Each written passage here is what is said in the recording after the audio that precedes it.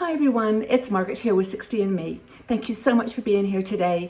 I've got a quote for you that may stimulate some thought and conversation. It's by Oscar Wilde and it's something to the effect of, be yourself, everyone else is already taken.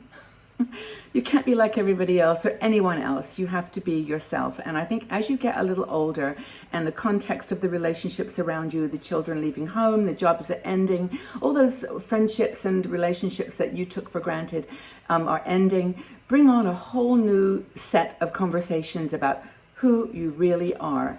And I think sometimes when you get a little bit deeper into your mind and your memories and your thoughts, you realize that so much of who you are today was defined by other people, even to the point of the clothes you wore or the way that you moved or spoke or even believed, that you modified your behavior so that you could fit in. You could fit into your family or into your workplace or into the world as you saw it. And I think as we get older, we start to question all of that. And we kind of look back and think, now's the time to go back to that person maybe that you were as a child and really redefine and find out who you really are. We take on roles. I mean, this is part of the ways that society works. We take on roles and we feel that we're imperfect if we don't live up to those expectations.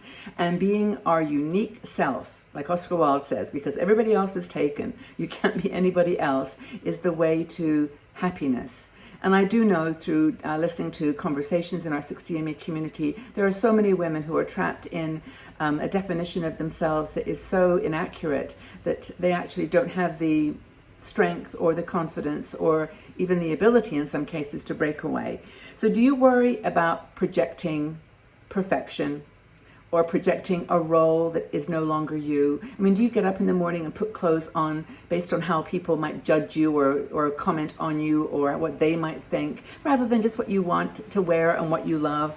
I mean, it's really, it's a challenge. But being the unique you is giving you an opportunity to have fun, to really be happy in this period of your life. And I know for me that's been, as for most people, the definition of happy changes, because it was always, I'll be happy if I have a new house, or if I have the children around me, or have children at all, or have grandchildren. Then I'll be happy. And defining your happiness on other people's decisions, the things that other people do, and sometimes not going deep into our own values and our own beliefs, because that, I think, is where we will find ourselves. Sometimes, and we've written a lot about this, about estrangement from children, adult children, from family members, and sometimes that is the way forward. Sometimes we have to give up that, I use the word toxicity, or that things that are hurting you or making you feel less than you are. Sometimes we do have to let those go. And every time that we don't do that, and we compromise or we give in to someone else's desires or wishes, or don't push forward ourselves, our own identity, we take an emotional hit. And that emotional hit just kind of keeps, deepening and weakening us. And being ourselves may not always be popular. It may go against the mainstream of society. It may actually be involved in a lifestyle that is actually challenging. But you've got to do, in my opinion, what you need to do to be you. I know this is all sounding very sort of trite and easy to do, like, just start tomorrow, but it's not that easy. How do you do it? Well, the first thing you have to do is go inside yourself. You have to find a practice or find some way that you can start putting words and adjectives and adverbs to your being. What are the words that describe you? One way you can do this, by the way, I forgot to mention, this article is by Maeve O'Byrne. Maeve O'Byrne. She's one of our bloggers, and this article was written by her, and I'm kind of just riffing on it because I think it's so important. But the first thing she says, of course, is find those words that describe you. And how do you do that? Ask your friends. This is such a cool exercise. Ask your friends or people that you know, even just your family, for 3 words that describe you. In their opinion, 3 words. And it just doesn't have to be a big deal, not a big email or letter. It's just 3 words that describe you. It can be totally enlightening. It can be scary. It can be wonderful. And what you'll see is I would be very surprised if you don't see words repeating themselves. And maybe what you should do, I don't know whether Maeve suggests this, but maybe what you should do before you ask that question or before you get the answers back is write down how you would describe yourself.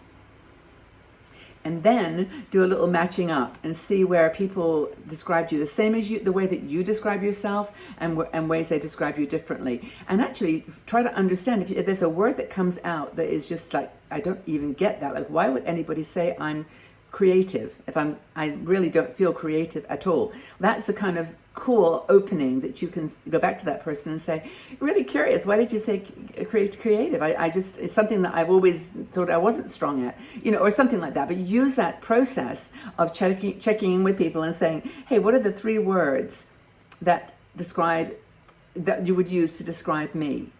As I said, it can be enlightening, it can be wonderful, it can be scary, but you've got to be, there's 2 things you have to really be ready to do. One is to be vulnerable, listen, and the other is to be open to feedback. I think that if you say, why did that person say I was this, and it's totally wrong, listen to it. Why did they say that? You can even ask, as I said, but just make sure that you are leaving yourself vulnerable. It's a great quality, actually, to be vulnerable, to be ready to cry, to be ready to surrender, and then also to take feedback. And then when you've got that little itinerary of words and descriptions, be prepared to change and accept yourself. Accept who you are. Maybe somebody will say that you're, I don't know, I can't even think of words, but they'll say something that is totally different than what you thought, but then on reflection you think, they're right. That is something that is about me that I project to the world, and it may not be something that you want to continue. They may say that you're, don't have an opinion, or you're quiet, or you stay to yourself, and you say, well, that may be how I'm appearing to the world, but I want to be viewed more vivaciously, more creatively, more active, and then what can I do, to accept myself, but then also build on new skills and build on new just ways of doing things. And you can change if you want to. You can dream of change, or you can just say, well, that's just not going to be me, not in this lifetime. But it's just a way of getting deeper into yourself. Another thing that Maeve talks about is speaking your truth. Now, if somebody says that they had an opinion of you, or the word they described you with was not speaking up, or being very accommodating, or liking everybody's opinions, and you say, yeah, I may be projecting that, but that's not what I really want. I have a point of view on this topic, and I want to share it. And if it's something really on the edge, it might be worth doing a blog, doing some kind of a website, or a podcast, or a meetup, or something where you're able to talk about that part of yourself that other people don't see, but you want to project. And then I guess the other thing is to celebrate who you are. Just that person that Oscar Wilde says, be yourself. Celebrate it. Okay, you made mistakes. You're not the perfect person. You may have done things in your past that you're not proud of. You may have done things that you're super proud of, but you may be now in a present that is different. And it may be a present where you have to change, and you have to change something in yourself. But that's a change that you need to make based on that inner core, not just changing for the sake of changing, but changing because it's truly who you are. I think it's so powerful. So first of all, have you ever conformed to other people's expectations of you? Can you look back in your life and say, I did that, not for myself. I did that because somebody else wanted me to do. And are you on the road to becoming you?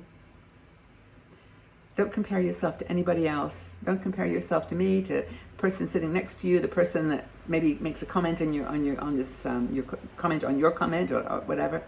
Just be true to yourself, and you be the judge. You be the compass on which everything else is assessed.